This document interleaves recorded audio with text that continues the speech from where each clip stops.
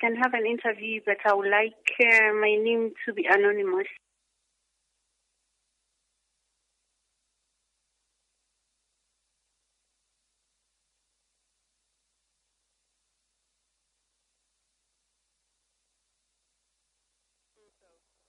Yes, I'm part of hunger strike. I'm eating nothing. I'm just drinking water.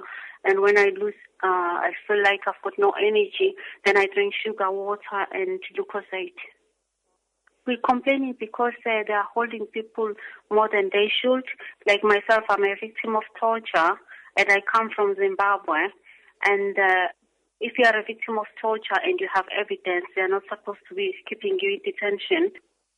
They're being detained contrary to international law, which govern who should be in detention and who should not. So, for example, we have women who are rape survivors who've come and fled and have often been raped in prisons in the countries they've left behind. And they end up in a place like Yarswood, and they can be there for months and months without any legal representation. If they don't have English, without any translation to explain what is going on in the process. And in fact, they can also be turned around very, very quickly from the day they come in, because there's a fast-track process whereby women's cases can be decided in 10 days.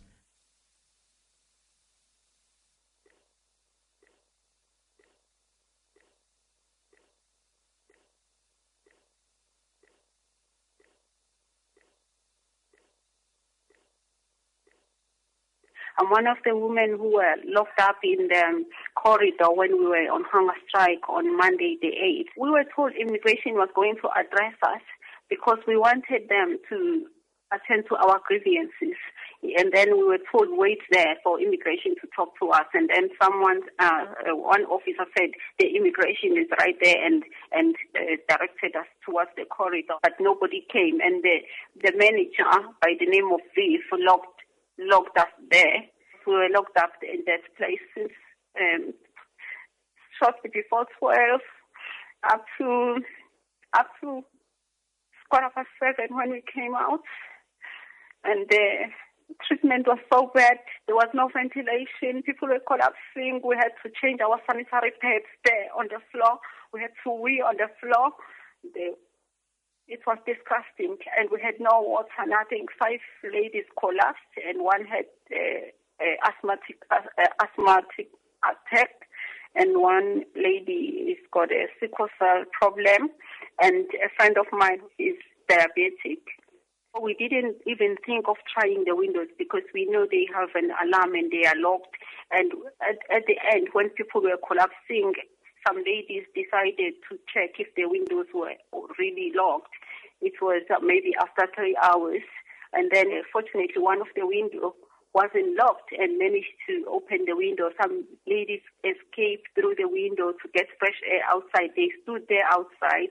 When the officers realized, they came there with some shields, those ones which are used when people are protesting.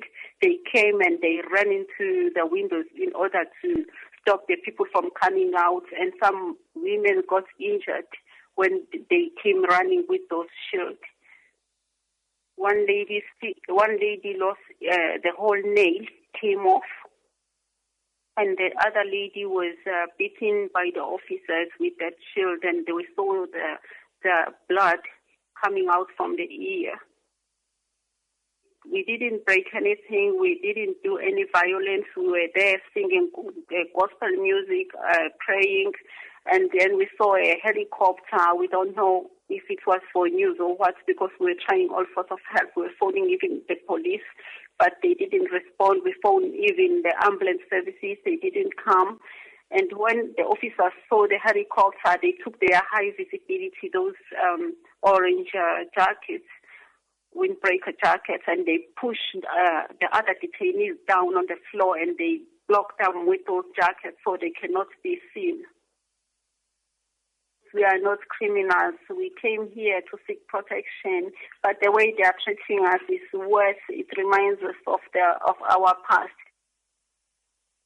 The government has built in legislation and rules and the regulations which have made this possible against the United Nations conventions that are meant to protect victims of torture, because it is quite clear that what they have introduced is a process to remove people, not to give protection and safety to people.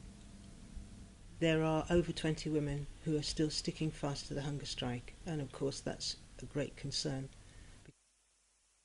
As for me, I will never eat again. If this is the way the detention is supposed to be run here, I'm the one who will be the first to come out with the coffin.